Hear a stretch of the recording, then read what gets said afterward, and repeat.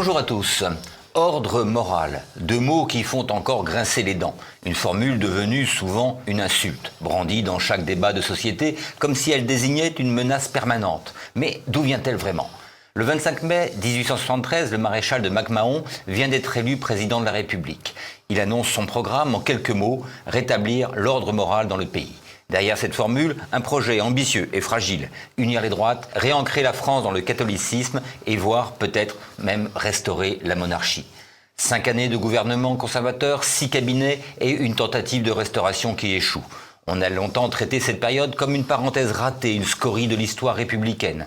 Un ouvrage collectif dirigé par mon invité Olivier Dares, paru aux éditions du Cerf, montre qu'il faut s'y reprendre à deux fois. L'ordre moral n'est pas une parenthèse, c'est un moment charnière qui préfigure des institutions et laisse des héritages que l'on n'a pas fini de déchiffrer. Olivier Dares, bienvenue sur le plateau de Passé Présent, merci d'être avec nous.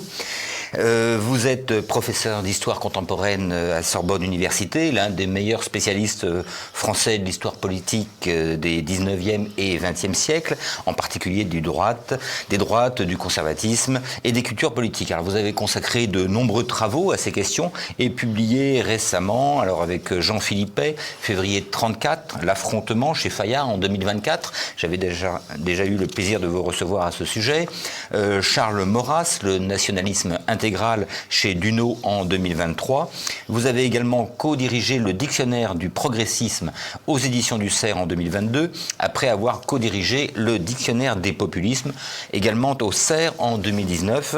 Et aujourd'hui, vous dirigez avec Bruno Dumont un ouvrage important consacré à l'ordre moral 1873-1877. Alors, cette expression, l'ordre moral, tout le monde l'a entendu, souvent comme une insulte politique, comme je disais.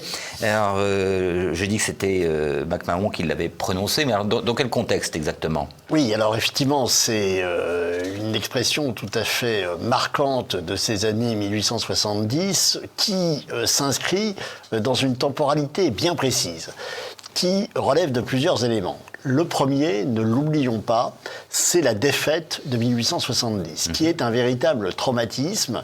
Alors, je ne le compare pas exactement à celui de 40, mais il y a malgré tout, au lendemain de la défaite, des questions qui se posent sur les causes de cette dernière, bien sûr, mais des questions qui tiennent aussi au traumatisme que cette défaite provoque. Comment en est-on arrivé là ? Autre élément important, c'est que cette défaite s'accompagne de la chute du Second Empire et amène des élections législatives au début de l'année 1871, alors que la France est encore occupée par ce qui était encore la Prusse. Je rappelle que l'unité allemande se fait, j'allais dire, sur les décombres de la défaite française de 1870, et ces élections législatives amènent à la Chambre une majorité monarchiste, avec des légitimistes d'un côté, acquis à la cause, en principe, du prétendant Henri V, donc descendant direct des Bourbons, d'autres royalistes qui sont des orléanistes, et la majorité des deux pourrait donner à penser que le régime succédant au Second Empire pourrait être une monarchie. Sauf que les choses vont se passer tout à fait autrement. Mais troisième élément, justement, qui est à prendre en considération, c'est le fait que après ces élections, se déroule un événement particulièrement traumatique qui va être la Commune de Paris, la répression sanglante de la dite Commune en mai 1871, une répression au cours de laquelle meurent effectivement des milliers de personnes, mais qui surtout va amener un homme important, Adolphe Thiers, à considérer que si république il doit y avoir, elle doit être une république conservatrice et incarner l'ordre. Et on est à l'ordre, on n'est pas encore à l'ordre moral, mais il est clair qu'un certain nombre de monarchistes en particulier, de légitimistes, qui associent politique et religion, vont vouloir reconstruire, vous le disiez dans votre présentation, une France catholique, mais également, dans leur esprit, bien sûr, une France monarchiste, attachée à ses tradition. Alors, votre ouvrage sort 150 ans après ces faits. Est-ce qu'il manquait vraiment un ouvrage majeur sur le sujet ? Pourquoi il fallait ce livre maintenant ? Alors, il fallait ce livre, effectivement, pour plusieurs raisons. La première, c'est que l'ordre moral avait été un objet abordé, étudié, il y a quelques décennies par des historiens importants, à la fois du politique et du religieux, parce que les deux sont liés pour comprendre cette période. René Raymond, bien sûr, Jean-Marie Mayer et un certain nombre d'autres. Sauf que depuis quelques décennies, il n'y avait rien de nouveau sur l'ordre moral. Et ce qui nous est apparu avec Bruno Dumont, c'est que depuis lors, personne n'avait directement travaillé sur l'ordre moral, mais à suivre la production historiographique, on se rendait compte qu'un certain nombre de travaux, toutes ces dernières années, avaient au fond aborder l'ordre moral sous un angle ou sous un autre, et par conséquent, il était intéressant de les réunir. Et puis, troisième raison importante, vous parliez dans la présentation d'une forme effectivement de parenthèse ou de période tout à fait mineure. Si vous regardez les dernières synthèses sur l'histoire de la Troisième République, eh bien, vous constatez que, au fond, on est presque, je ne dis pas dans une logique téléologique, mais finalement, cette Troisième République s'installe très bien, et l'ordre moral serait finalement une période sans aucun intérêt, puisqu'évidemment, elle est l'histoire d'acteurs qui ont échoué, qui sont des vaincus de l'histoire. Mais ce que nous avons justement essayé de faire, c'est de considérer que cet ordre moral n'est pas seulement à inscrire dans le registre des origines de la Troisième République, ou plus exactement des épisodes qui vont provoquer, à partir de 1876-1877, la naissance de ce qui va être ce régime tertio-républicain, mais essayer de comprendre, au fond, pourquoi ce régime tertio-républicain se crée, et pourquoi, surtout, l'ordre moral a échoué. Et il y a des raisons, évidemment, intéressantes, y compris du point de vue politique. C'est pas un simple échec, ni une hésitation conservatrice. Donc je le disais dans mon introduction, ça a souvent été caricaturé, voire simplifié. Oui, pour des raisons d'ailleurs tout à fait évidentes, parce qu'effectivement ça dure peu de temps, beaucoup d'acteurs sont en jeu, et par ailleurs, un certain nombre de formules choquent, notamment celle du comte de Chambord, l'affaire du drapeau blanc, son refus finalement d'admettre le drapeau tricolore, peuvent donner effectivement le sentiment que c'est une histoire en mode majeur-mineur, blanc et noir. Ce que c'est pour une part, bien sûr, mais encore une fois, la complexité est là, et l'ordre moral, finalement, aurait pu être sans doute autre chose. Et cet épisode nous dit aussi beaucoup, à travers ses échecs, sur des thèmes qui sont encore des thèmes très contemporains, l'union des droites, etc. On va peut-être pouvoir en parler, parce que c'est intéressant d'un point de vue historique. On peut présenter ça comme vraiment un programme, une politique, ou c'est juste un régime? En gros, est-ce qu'il y a une doctrine Il y avait, si vous voulez, en 1871, de la part du comte de Chambord, un projet précis. Ce projet précis était une restauration bourbonienne, ancrée dans un héritage contre-révolutionnaire, légitimiste, qui donnait aussi sa part à la question sociale. N'imaginons pas uniquement Chambord dans une logique strictement réactionnaire et voulant rétablir terme à terme la France de l'Ancien Régime. C'est plus complexe, mais cela étant, il est évident que dans l'esprit de Chambord, il s'agit d'abolir les héritages ou des héritages majeurs de la Révolution française, à la fois sur le plan politique et sur le plan évidemment religieux, ce qui le met évidemment en opposition frontale avec des bonapartistes qui évidemment sont à la peine après Sedan, mais avec un courant républicain qui est en train de relever la tête, et avec également un certain nombre d'orléanistes dont il ne faut jamais oublier que Louis-Philippe a été celui, après 1830, qui a succédé à Charles X, le dernier Bourbon. Donc vous avez effectivement, dans l'histoire des forces politiques, des cultures politiques de la France contemporaine, une remontée d'un légitimisme, mais qui doit faire face, effectivement, à des adversaires qui, alors, ne sont pas de même nature. Les orléanistes sont monarchistes, mais eux ne veulent pas, évidemment, d'un retour du drapeau blanc, ne veulent pas d'un retour à un idéal qui serait un idéal pré-révolutionnaire. Oui. Mais, j'insiste, on y reviendra peut-être, dans le cas de Chambord, ce qui est intéressant, on en reparlera peut-être quand on va évoquer le drapeau blanc, c'est que l'idéal de Chambord, c'est moins peut-être la France de Louis XIV que celle d'Henri IV. Et de ce point de vue, il a un rapport à l'absolutisme qui est, de ce point de vue-là, intéressant à préciser. Alors, je voudrais maintenant qu'on définisse, si vous voulez, cet ordre moral. Alors, vous écrivez, c'est une coalition des droites qui oscille entre restauration monarchique, société chrétienne et conservatisme social, c'est ce que vous venez de dire. Mais pour ces hommes, en 73, qu'est-ce que ça recouvre précisément, cette expression? Est-ce que c'est un projet religieux, un projet social? Est-ce que c'est également, vous l'avez évoqué, une réponse aussi au traumatisme de Sedan et de la Commune? Tout à fait. C'est un ensemble. C'est un ensemble. C'est-à-dire qu'effectivement, l'idée, si vous voulez, de Chambord et des tenants de l'ordre moral, c'est, alors bien sûr pour les légitimistes, refaire une France monarchiste, mais refaire une France chrétienne. Car la question de la déchristianisation, très vieux débat, ne remonte pas uniquement aux années, au XXe siècle, aux années 1950, 1960, etc. C'est un processus que les historiens du religieux connaissent bien.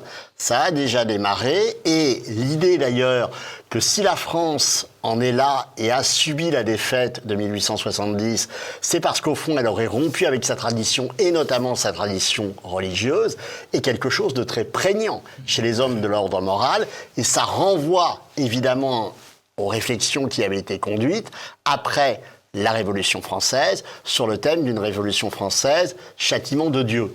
Et donc vous avez, dans cet épisode de l'ordre moral, sur le plan religieux, la volonté de refaire une société chrétienne, mais vous avez aussi, et c'est très important, l'idée de faire également pénitence. Il y a une dimension pénitentielle dans l'ordre moral qui est importante. Ce n'est pas du tout un hasard si si ces années de l'ordre moral correspondent à des très grands pèlerinages, notamment ceux de Paray-le-Monial, pour ne citer que celui-là. Et également, on en parlait en préparant l'émission, l'affaire du Sacré-Cœur de Montmartre. Alors, c'est bien que l'extrême gauche en France voudrait le détruire, arguant du fait que... Oui, mais ce Sacré-Cœur s'inscrit d'ailleurs, qui n'a pas été payé sur des fonds publics, s'inscrit dans toute cette atmosphère. Pas forcément une réaction qu'à la Commune. De l'époque, pas seulement.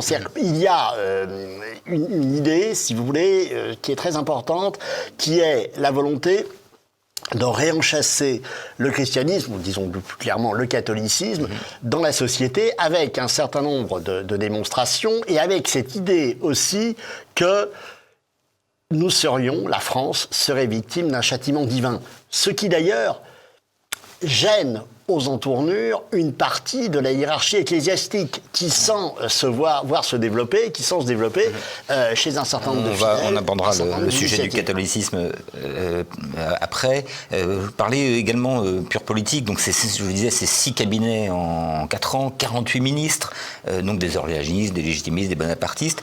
Comment fonctionnait cette coalition au quotidien? Est-ce que c'est supporté ou c'était explosif en permanence? C'était pas explosif en permanence, c'est-à-dire qu'en fait ces gens attendaient que la France soit dotée d'institutions. Bon, Thiers avait dit on va faire une république conservatrice, très bien.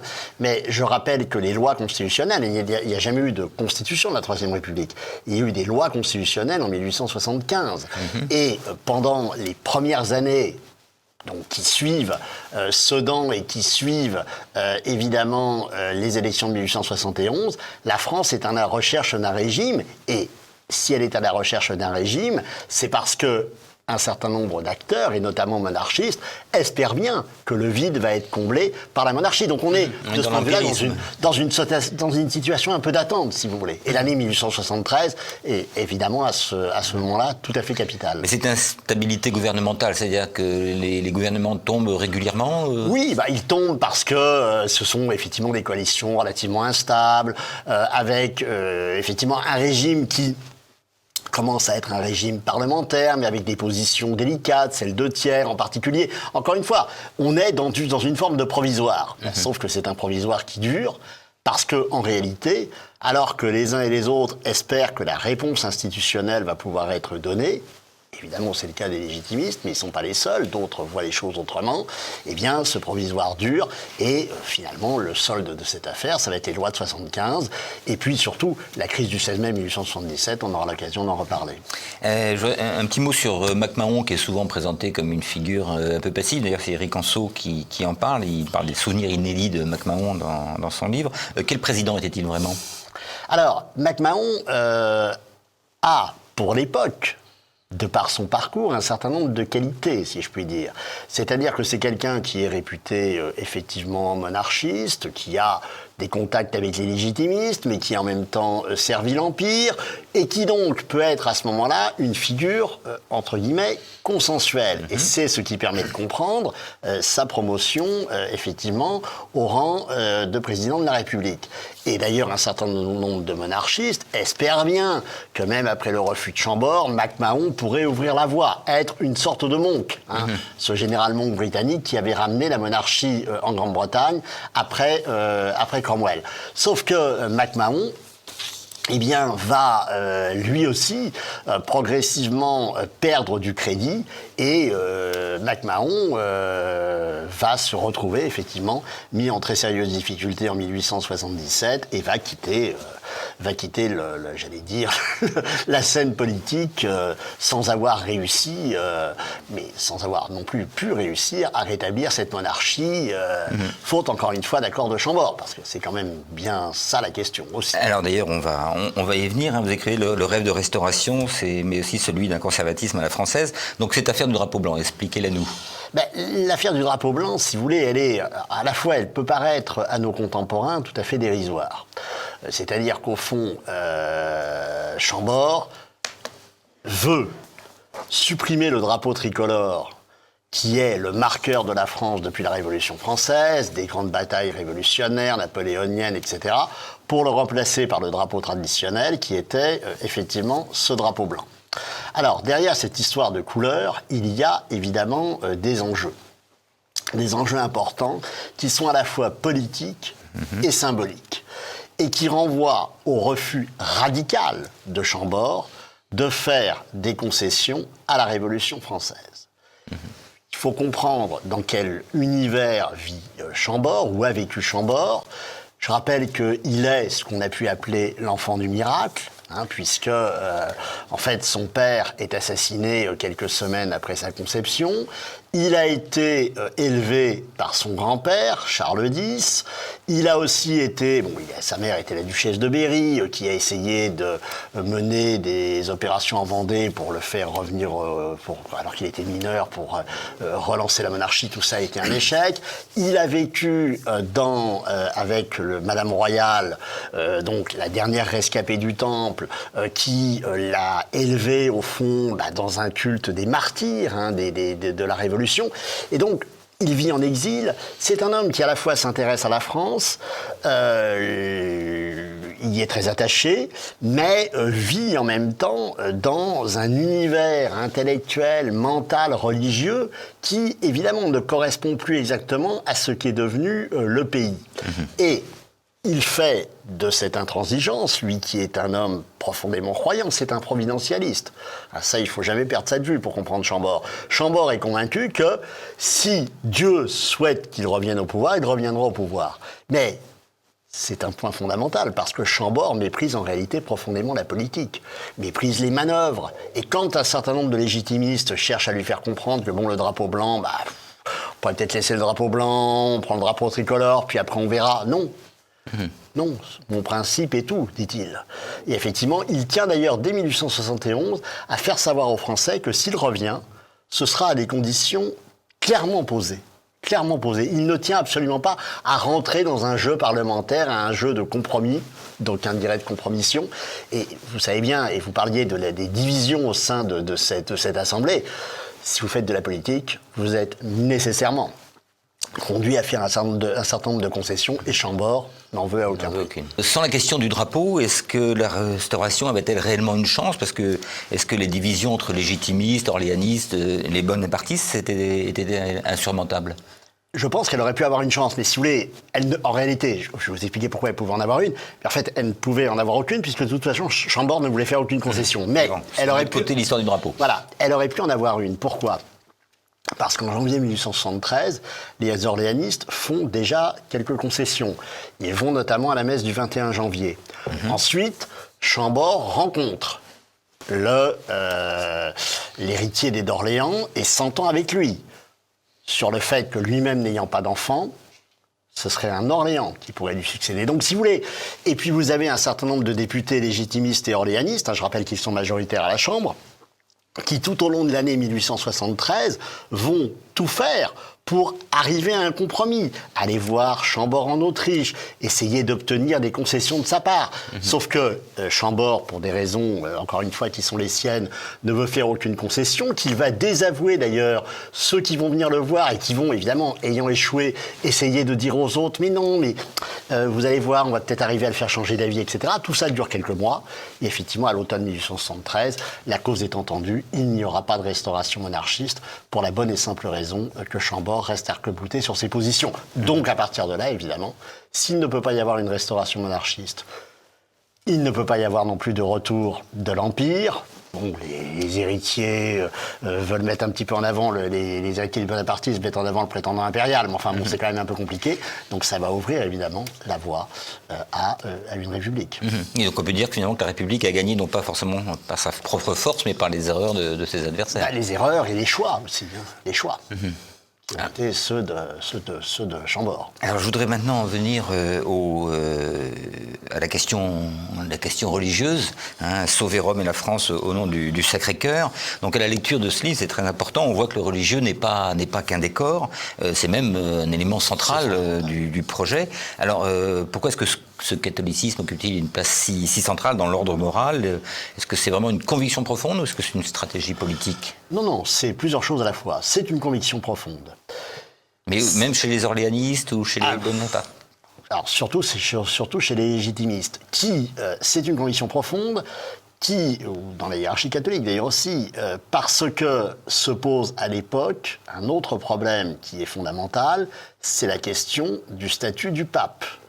Je rappelle qu'on est dans une période où l'unité italienne vient de se faire, le sort du pape à Rome pose problème, et sur un autre territoire, en Espagne, il y a eu des oppositions très intéressantes d'ailleurs et à mettre en perspective avec ce qui se joue en France, entre au cœur de rivalités politico-religieuses dans l'histoire espagnole. On ne va pas y revenir. Sauf que, revenons-y un instant quand même pour dire que ce qui se joue en France n'est pas seulement un problème franco-français, il met en jeu donc toute la question de l'ultramontanisme et la relation de ce catholicisme français au pape, mais il met aussi en jeu un débat plus européen. Et de ce point de vue, les légitimistes français regardent avec beaucoup d'intérêt ce qui se joue en Espagne. Pour eux, ce qui se joue en Espagne et en France, c'est exactement la même chose. On veut faire évidemment en France une société chrétienne, mais il faudrait aussi le faire en Espagne, parce qu'on considère que l'Espagne, elle aussi, va mal. Donc, de ce point de vue, si vous voulez, la question religieuse est absolument centrale. Et je dirais que pour un certain nombre de catholiques, bien sûr, la monarchie, c'est très important, mais c'est d'abord refaire une France chrétienne. Ce qui fait qu'une fois que la monarchie va avoir échoué, je pense en particulier à des figures monarchistes comme Albert Demain, par exemple, eh bien, leur grand objectif, ça va être de faire triompher la doctrine sociale de l'Église, mais ça, on pourra en reparler. Alors, vous disiez justement, on a parlé de la basilique du Sacré-Cœur, c'est important, c'est un moment... Oui, c'est un moment important parce que, encore une fois, ça s'inscrit dans une temporalité où le peuple catholique se mobilise à travers des manifestations, à travers également des pèlerinages qui sont très importants. Et à cet égard, il est intéressant d'observer, et là un des intérêts du livre, vous voyez, vous me disiez qu'est-ce qu'il y a de nouveau, le collègue qui a travaillé sur la question de la nonciature à Paris a pu accéder aux archives du Vatican, et on sait parfaitement ce que pense le pape à travers le nonce de la situation. Voilà. Donc, et ce que pense également un certain nombre d'évêques, etc. Donc, d'un côté, l'Église, la hiérarchie catholique, se félicite de voir un peuple catholique se mobiliser. Et cette mobilisation, d'ailleurs, elle inquiète. Et c'est bien pour ça que les républicains vont se mobiliser contre cette Église catholique. La fameuse formule, le cléricalisme, voilà l'ennemi, elle est un peu postérieure, mais l'idée, elle est bien là. Il faut lutter contre ce catholicisme qui est en train de relever la tête.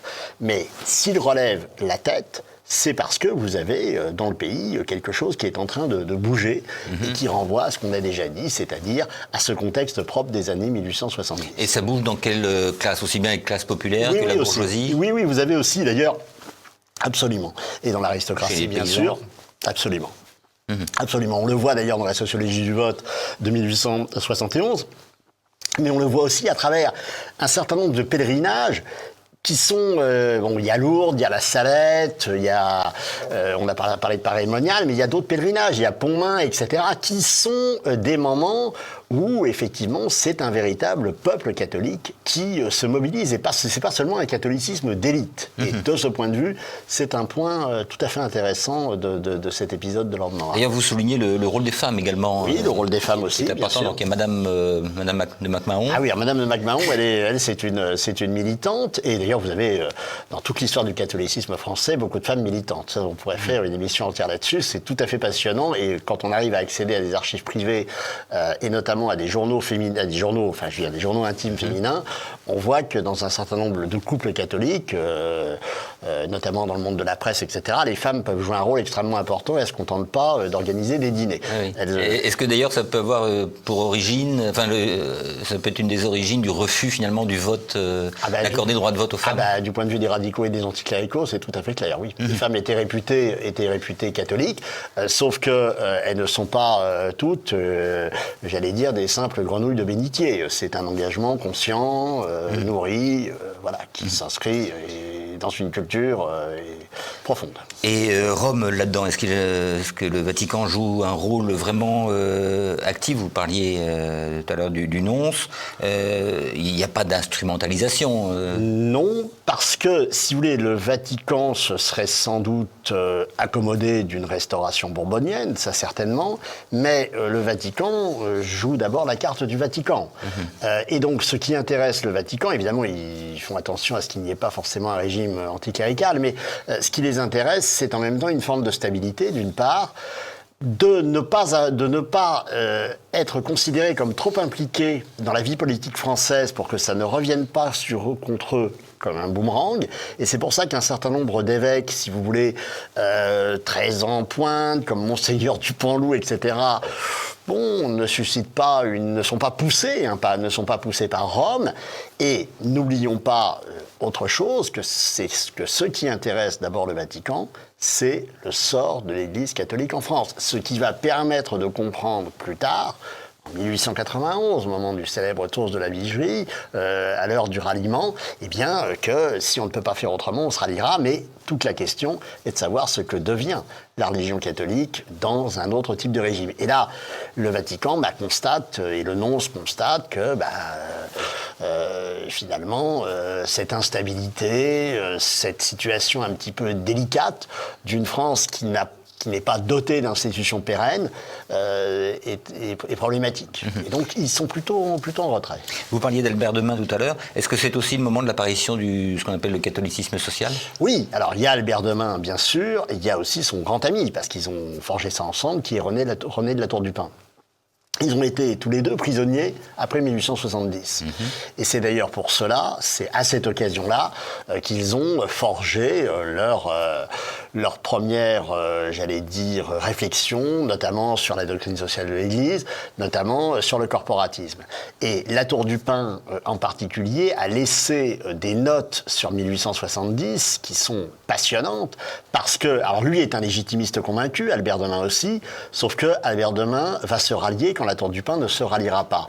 Mais l'un comme l'autre entendent bien, à travers notamment les cercles ouvriers, etc., refaire une France chrétienne, et une France chrétienne qui soit dominée du point de vue économique et social, effectivement, par ce qui va s'appeler par la suite la doctrine sociale de l'Église.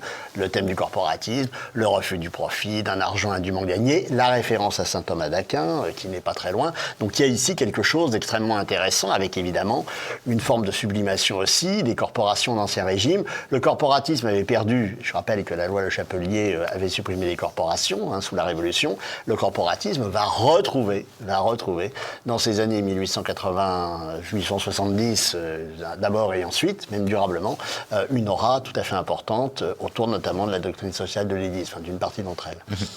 Alors je voudrais maintenant revenir à la politique. et à l'échec. Comment ça se passe concrètement dans les faits? Comment le parti de l'ordre moral perd les élections? Pourquoi? Le parti, si vous voulez, de l'instant où l'objectif qui était fixé pour les légitimistes, qui était celui de la restauration bourbonienne échoue, ces gens se retrouvent fort démunis. Ils n'ont pas d'alternative. Ils avaient une presse qui était plutôt dynamique, ils avaient un certain nombre de réseaux militants, etc. Ils se retrouvent en quelque sorte orphelins. Il va falloir trouver donc des alternatives. La rupture avec les orléanistes à ce moment-là évidemment est claire, et les orléanistes, eux, vont chercher à tirer leur épingle du jeu en s'accommodant d'un régime de type parlementaire. Et les lois constitutionnelles de 1875 vont tout à fait s'inscrire, si vous voulez, dans ce registre. Alors comment est-ce que les choses se passent? Eh bien, elles se passent d'une façon très claire sur le plan électoral, c'est que vous avez un certain nombre d'élections partielles, et en nombre important d'ailleurs en 1876, qui sont un véritable échec pour les monarchistes, et notamment pour les légitimistes. Et en 1877, évidemment, vous allez avoir, après comment dire, vous avez des élections en 76, pardon, des élections générales, vous avez eu des élections partielles avant, pardon, qui ont été un échec. 1876, donc c'est un échec par rapport à 1871. Une chambre qui est instable et dissolution donc de MacMahon en 1877 pour essayer de reprendre en quelque sorte la main. Oui. Et c'est le triomphe de la République qu'on va appeler la République des opportunistes, qui va être un régime de type démo-libéral. De ce point de vue, je crois qu'il est important de comprendre que l'inspiration majeure de la Troisième République, c'est le libéralisme. On a parfois tendance aujourd'hui à considérer que le socialisme serait inspirateur de la troisième. Non. Je rappelle que les socialistes, à l'époque, sont quand même très en difficulté avec l'échec de la Commune de Paris. Donc Ferry et Gambetta n'ont rien de socialiste. Mais ce sont des parlementaristes, et de ce point de vue, eh bien, les opportunistes vont assez bien jouer d'ailleurs le jeu, s'accommoder finalement d'institutions qui créent la République parlementaire, et essayer de conquérir effectivement les masses. Et la Gambetta a joué un rôle très important pour finalement conquérir le monde paysan, qui est très important évidemment sous l'Ancien Régime, et faire en sorte de mettre en place les grandes réformes libérales, qui vont être celles des débuts de la Troisième République, avec un monde monarchiste écarté et un conservatisme qui cherche à se reconstruire dans les années 1881, qui n'est pas mort, mais qui évidemment a été atteint, mais qui n'est pas mort, et on le voit aux élections de 1885, au premier tour, les conservateurs sont en tête. Mais après, ils vont être incapables de s'entendre. Alors je dois maintenant parler un petit peu de l'héritage de cet ordre moral. Déjà, est-ce qu'il jette quand même les bases de la Troisième République? Est-ce qu'on retrouve dans les lois constitutionnelles et par la suite dans la Troisième République? Oui, c'est-à-dire que pour les fondateurs de la Troisième, c'est évidemment, et il y a une dimension évidemment très négative de cet ordre moral. Ils se sont considérés comme s'étant construit contre cet ordre moral, oui. Voilà. Donc il y avait la construction contre l'Empire, le césarisme, évidemment contre l'ordre moral, le cléricalisme, etc. Donc c'est fondamental, et là on le retrouve à travers effectivement les grandes lois de la Troisième. Autre élément très important, la question de la laïcité et de l'enseignement. Parmi les résultats de l'ordre moral, il y avait la volonté de refaire un enseignement catholique, et même une université catholique. Et ça, dans les années 1880, c'est évidemment quelque chose contre lequel les républicains vont lutter, voire chercher à revenir, etc. En réaction. Voilà. Donc vous avez effectivement quelque chose de fondateur pour la suite. Simplement, l'ordre moral, pour ceux qui l'avaient défendu en leur temps, c'est un échec. Et par conséquent, personne ne s'est véritablement réclamé de l'ordre moral ensuite. On se réclame rarement des défaites quand on fait de la politique. Ou alors, ça peut arriver. Mais et d'ailleurs, ni Maurras ni Barrès ne se sont revendiqués de leur morale. Pourtant, on pourrait dire qu'il y a une sorte de complicité idéologique. C'est l'échec qui les a gênés, ou il y a vraiment une incompatibilité doctrinale? Si vous voulez, Barrès vient quand même plutôt d'un monde un peu bonapartiste. Les pèlerinages de la Salette, je ne suis pas sûr que ce soit... Et puis ce légitimisme, non, c'est pas son univers intellectuel proprement dit. Et puis c'est une génération un tout petit peu postérieure. Je rappelle que Barrès est élu député boulangiste à 27 ans en 1889. Donc voilà, il a 7 ans. Voilà. Et quant à Maurras, c'est toute l'ambiguïté de Maurras et de l'Action française. C'est-à-dire que Vous avez effectivement quelqu'un qui est un monarchiste, mais qui n'est pas un providentialiste, qui est un admirateur d'Auguste Comte, lui-même admiré par Jules Ferry. Donc Maurras, quoi qu'il en ait dit, est quand même un homme de son temps et un homme du 19e siècle, et il n'est pas, lui non plus, dans le même univers intellectuel que le monde de Chambord. Et d'ailleurs, Maurras, contrairement à ce que des gens pensent même aujourd'hui, n'est pas ce qu'on peut appeler un blanc du Midi. C'est une autre... Qu'est-ce que c'est que les Blancs du Midi? Les Blancs du Midi, si vous voulez, c'est monarchistes, effectivement, particulièrement installés dans ce qu'on a appelé la Vendée provençale, en particulier, parce qu'on parle de la Vendée, j'allais dire la vraie, mais il y a aussi la Vendée provençale, qui, effectivement, conjugue monarchisme, catholicisme, ultramontanisme. Maurras n'est pas dans cette tradition-là, c'est pas non plus sa génération, il est né en 1868, Je sais bien que dans ses récits, il parle des conséquences de la guerre de 1870, mais en fait, il est quand même pas très très vieux. Et Maurras, lui, va s'inscrire dans un projet nationaliste, mais qui, évidemment, se construit d'abord contre la Troisième République naissante, et c'est ça qui le mobilise. Et si on tire le fil un peu plus loin, vous évoquez, voire même le PSF, vous évoquez l'ALP de Piou et Albert Demain, voire même si on va jusqu'à la Révolution nationale. D'ailleurs, Pétain, je crois, dit que la Révolution nationale n'est pas un ordre moral. Jusqu'où si vous voulez, il y a effectivement la LP de Piou, c'est intéressant, le PSF, c'est-à-dire que vous avez, et c'est le rôle d'Albert Demain, c'est-à-dire toute une série d'acteurs qui veulent finalement réenchasser le catholicisme dans la société française. Et on pourrait aller, alors si on veut absolument aller jusqu'à aujourd'hui, c'est toujours délicat, mais effectivement, il y a tout un renouveau d'un catholicisme conservateur, sans d'ailleurs que les acteurs aujourd'hui s'en rendent compte, qui puisent dans cet héritage de l'ordre moral, le renouveau des pèlerinages, d'un certain nombre de pratiques, si vous voulez, religieuses aujourd'hui, un catholicisme néoconservateur, sans que, encore une fois, que les acteurs en soient forcément conscients, est bien dans cette tradition-là. Sachant que, effectivement, derrière l'ordre moral, si on sort effectivement des polémiques, je pense que c'est sans doute la dimension religieuse qui est la plus intéressante, enfin la plus originale. On a beaucoup parlé de la monarchie et c'est tout à fait logique vu le contexte, mais ce qui reste, effectivement, c'est la dimension d'un catholicisme de combat. Oui, d'ailleurs, je disais, vous m'avez coupé l'herbe sur le pied, je voulais parler des résonances purement contemporaines. Je disais dans mon introduction que l'expression, elle peut ressurgir à chaque débat de société. On l'a vu avec les lois sur la bioéthique, la manif pour tous. Mais finalement, il n'y a pas de mémoire historique de ce à quoi ça renvoie.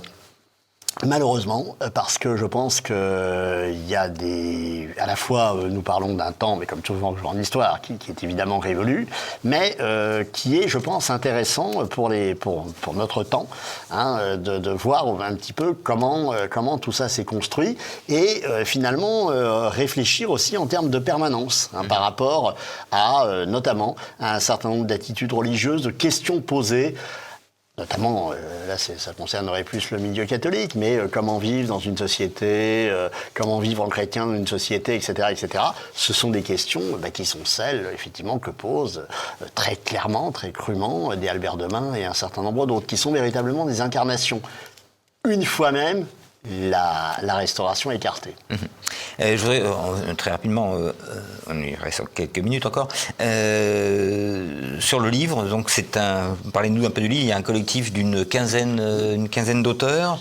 Donc sur un même objet, c'est combien de temps de travail? Alors écoutez, nous avions fait, on avait fait on y a mis un moment. On avait fait 2 journées, une à Paris, une à Lyon, pardon. Bruno Dumont m'écoute, une à Paris et une à Lyon, avec cette idée de réunir, et ce qui n'avait jamais véritablement été fait, des spécialistes d'histoire politique et des spécialistes d'histoire religieuse. Et en tenant compte aussi, autre logique, de tout ce qui avait été, je le disais au début, les renouvellements historiographiques. Et à cet égard, effectivement, on brasse assez large, on va des pèlerinages au monde des facultés de droit catholique, à des points de passage obligés type le drapeau blanc, à la sociologie des évêques. Bref, ce que nous avons malgré tout essayé de faire, c'est éviter que ce livre soit un colloque universitaire. ce qu'il est au départ, mais en faire un vrai livre. Voilà. Je rassure les en téléspectateurs. faire un vrai livre, parce qu'on a beaucoup travaillé, et là je remercie aussi les auteurs, on a beaucoup travaillé sur le plan, on a beaucoup travaillé avec les auteurs pour faire en sorte, effectivement, éliminer un certain nombre de redites qu'on pouvait voir dans une intervention et pour une autre, pour que, finalement, sachant qu'il n'existe pas d'histoire de l'ordre moral, il n'existe pas d'histoire de l'ordre moral, que ce livre collectif, finalement, fasse... Il n'y a pas eu trop de désaccords d'interprétation dans l'équipe, c'était... Non, écoutez, ça c'est... Bon, on n'a pas pu retranscrire, évidemment, les débats, mais c'était intéressant, parce que, si vous voulez... Non, voilà, c'était très intéressant, parce que à partir de points de vue, si vous voulez, souvent particuliers, bon, un certain nombre de collègues sortaient de leur spécialité, ce qu'on appellerait en langage sportif leur zone de confort, et ça c'était intéressant. D'ailleurs, vous avez cité Bruno Dumont, il va me pardonner, je ne l'ai pas cité au début, donc Bruno Dumont, il est directeur de recherche au CNRS à Lyon, c'est un spécialiste de l'histoire religieuse et du catholicisme contemporain, et donc il a publié un catholicisme, rupture, sacrement et ministère en France depuis 1950, je n'ai pas l'éditeur, c'est peut-être au CERF. Alors nous avions déjà travaillé ensemble et publié un livre sur droite et catholicisme depuis les années 60. D'accord. Ça, c'était, voilà, c'est pas la première fois que nous travaillons. Est-ce que le livre, ça vous a surpris de travailler dessus? Est-ce que ça a modifié, vous qui êtes un spécialiste des droites françaises, que ça a pu modifier votre lecture des droites françaises? Oui, moi j'y ai appris un certain nombre de choses, oui, tout à fait, et notamment, parce que bon, sur l'aspect politique, soyons clairs, que j'étais plus à l'aise que sur l'aspect proprement religieux, mais j'ai découvert aussi que, bon, moi qui ai beaucoup travaillé sur les réseaux transnationaux, toute l'importance du religieux dans ces réseaux transnationaux, tout le rapport, effectivement, de l'annonciature dont je parlais à l'épiscopat, ce monde catholique plus divisé qu'on ne peut l'imaginer, oui, c'est intéressant. C'est-à-dire qu'on voit bien que, de toute façon, dès qu'on s'intéresse en historien à un objet, on se rend compte que c'est souvent un petit peu plus compliqué qu'une observation un peu superficielle. Et vous avez des regrets, des lacunes qui restent en suspens? Écoutez, on en a toujours. On aurait aimé, on a cherché d'ailleurs, à travailler, et c'est une question d'ailleurs que vous posiez, sur finalement les postérités. Je peux vous dire qu'on les a cherchées, sans réellement les trouver. Voilà, parce qu'effectivement, on retrouve effectivement tous les usages négatifs de l'ordre moral. Alors on peut citer Jean Royer, le père la pudeur des années 70, les combats contre la pornographie, etc. Oui, bien sûr, on peut citer ce genre d'exemple, mais ça n'est pas forcément, très significatif par rapport à la question historique. Je pense que là où ça pourrait être intéressant, ce serait presque d'ailleurs de sortir de cette histoire pour aller vers de la sociologie religieuse, faire des choses sur vraiment, comme fait Yann Raison de Closio, par exemple, mon collègue, sur ce monde catholique contemporain. Et là, Yann Raison de Closio n'était pas là, enfin, il aurait pu être là. Mais ça serait, je pense, intéressant de réfléchir à ça. Il y a un point dont on n'a pas parlé, qui est quand même très intéressant aussi, c'est la question des funérailles et des cimetières. Il nous reste, grand enjeu. Il nous reste une minute, peut-être. Non, mais si, parce que je l'avais noté en plus, là aussi, l'interdiction des cortèges funèbres. Allez, il nous reste une minute, allez-y. La volonté, effectivement, d'interdire des cortèges, mais... Donc, entre 73 et 77... Voilà, c'est-à-dire que faire en sorte de limiter les enterrements civils, mais en réalité, malgré tout, quelques compromis arrivent à se trouver. Et de ce point de vue, on voit bien que l'épisode est intéressant à la fois quant aux volontés de ces gens de l'ordre moral, à certaines résistances. Donc ils voulaient interdire les cortèges funèbres avant 6h du matin, après 6h du matin. Voilà, mais en même temps, ce qui leur permettait d'exister. Voilà, il y a des compromis, si vous voulez, qui se trouvent. Et dans l'histoire, effectivement, de la sécularisation, je pense que c'est une époque et c'est un épisode aussi intéressant. Bien, écoutez, je renvoie nos téléspectateurs à votre ouvrage. Donc, ne pas s'affoler. Il y a combien de pages? Oui, presque 400 et quelques pages. Ne pas s'affoler. Déjà, il y a pas mal de notes et de références, et ça se lit parfaitement bien. C'est absolument passionnant. J'ai appris plein de choses. Olivier Dard, merci infiniment. On se revoit. Vous avez un gros projet en cours. On peut en parler. Qui va sortir le 3 septembre. Une grosse histoire de l'extrême droite française. Donc là, on a quoi? On a 1000 pages. Qui sort chez Perrin. Oui, non, peut-être pas 1000. Mais pas loin. Pas loin. Voilà, écoutez, on se sort chez Perrin le 3 septembre. Écoutez, on se reverra courant septembre, je l'espère. C'est toujours un plaisir de vous recevoir. Merci beaucoup. C'était Passé Présent, l'émission historique de TVL, réalisée en partenariat avec la revue d'histoire européenne. Avant de nous quitter, vous n'oubliez pas bien sûr de cliquer sur le pouce levé sous la vidéo et de vous abonner à notre chaîne YouTube. Merci et à bientôt.